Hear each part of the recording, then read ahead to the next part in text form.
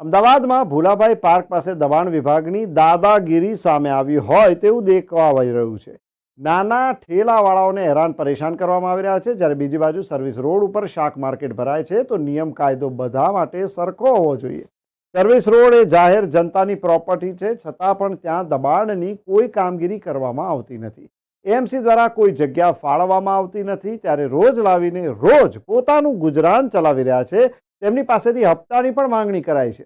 આવો આક્ષેપ વેપારીઓ અધિકારીઓ ઉપર કરી રહ્યા છે, ત્યારે શું છે સમગ્ર મુદ્દો, જોઈએ આ ખાસ રિપોર્ટમાં।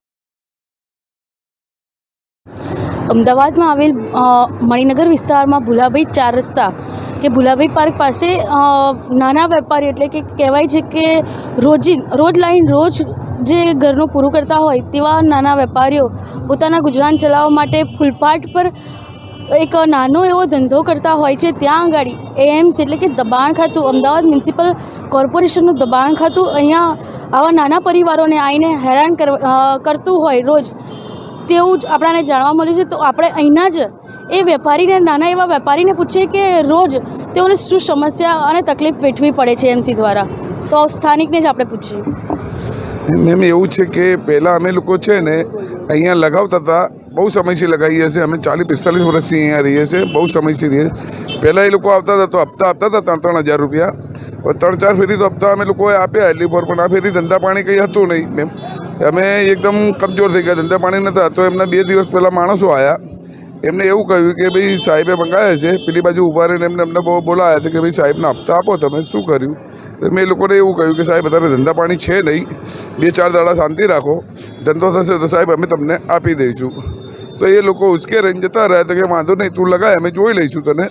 એના 2 દિવસ પછી સાહેબ આવે છે, સાહેબ આવીને ડાયરેક્ટ એમ કહે છે કે શું કર્યું બે તે હપ્તાનું? સાહેબ અત્યારે ધંધા પાણી નથી, તો ઉચકે રહીને મારો માલ બધો ફેંકવા માંડ્યા અને મારી લાડી ભરીને લઈ ગયા। એ સાહેબનું નામ મને એકચ્યુઅલી આપતા નથી, એ લોકો ખાલી એટલું કે મ્યુનિસિપાલિટીના સાહેબો આવે છે અને એમ કહે છે કે વહીવટ આપી દેવાનો તમારે।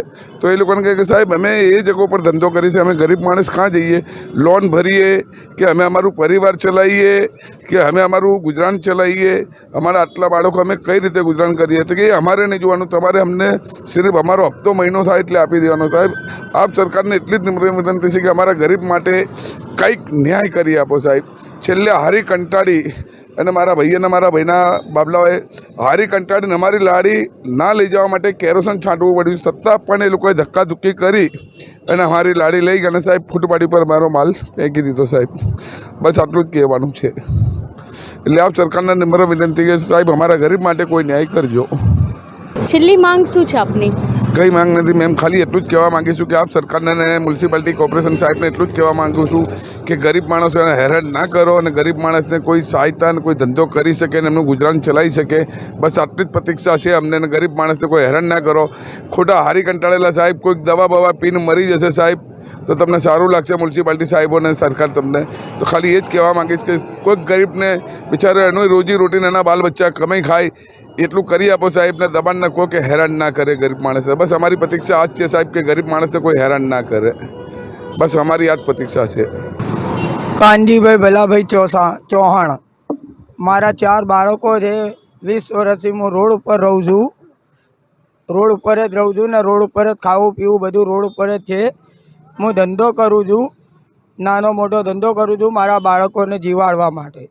તો દબાણવાળા રોજે રોજ આવે છે, 2 દિવસ ને 3 દિવસે દબાણ આવીને પૈસા માગે છે અને પૈસા નહીં આપતા તો અમારો માલ સામાન બધો ભરી જાય છે અને અમે કહીએ છીએ કે પૈસા છે નહીં ભાઈ અમારી જોડે, અને કોઈ સરકાર દબાણવાળા એના માણસ નામ ખબર નહીં પડે, મોટા સાહેબનું નામ કઈ શું નામ હતું, ત્યાં મારે કહ્યું છે ત્યાં બેસે છે। તો આજે 3 વાગે 3:30 મારે જવાનું જ છે 4 છોકરા લઈને। શું જવાબ આલે છે? મારી લાડી આપે છે કે નથી આપતા, મારો માલ આપે છે કે નથી આપતા, મારી કોઈ તાકાત છે નહીં। 3 દિવસ તો અમને રોટલો ખાધે થયો છે, મારી લાડી લઈ ગયા છે, 3 દિવસ થઈ ગયા છે એ દબાણવાળા। મારા 4 છોકરા બી ભૂખે છે, હું બી ભૂખો જ છું। 3 દિવસથી કોઈ અનાજ મોઢામાં ગાલ્યું નથી, ખાલી ચા અને પાણી સિવાય। એટલે મારી મહેરબાની છે કે મારી લાડી અપાઈ દો અને મારી રોજી રોટીનો બંદોબસ્ત કરી આપો। ચોક્કસપણે આજે આપણે અહીંના જે વેપારીઓ છે તેઓની જોડે વાત કરી તો હવે તો આમાં દેખાઈ આવે છે કે સરકાર જે મોટી મોટી વાતો કરે છે તેના નામે એકદમ ઝીરો હોય તેવું લાગે છે કે અહીંના અધિકારીઓ એક નાના વેપારીઓ જે રોજ પોતાનું ઘર ગુજરાન ચલાવવા માટે રોજ કમાઈને રોજ ખાય છે ત્યારે એવા લોકો પાસેથી રોજના 3,000 રૂપિયા ઉઘરાવવાની માંગ સાથે આવે છે અને નથી આપતા તો તેઓના જે માલ સામાન હોય છે અને લારી સાથે તેઓના માલ ઉપાડી દે. તો આમાં જોવું રહ્યું આગળ કે સરકાર આમાં શું કાર્યવાહી કરે છે.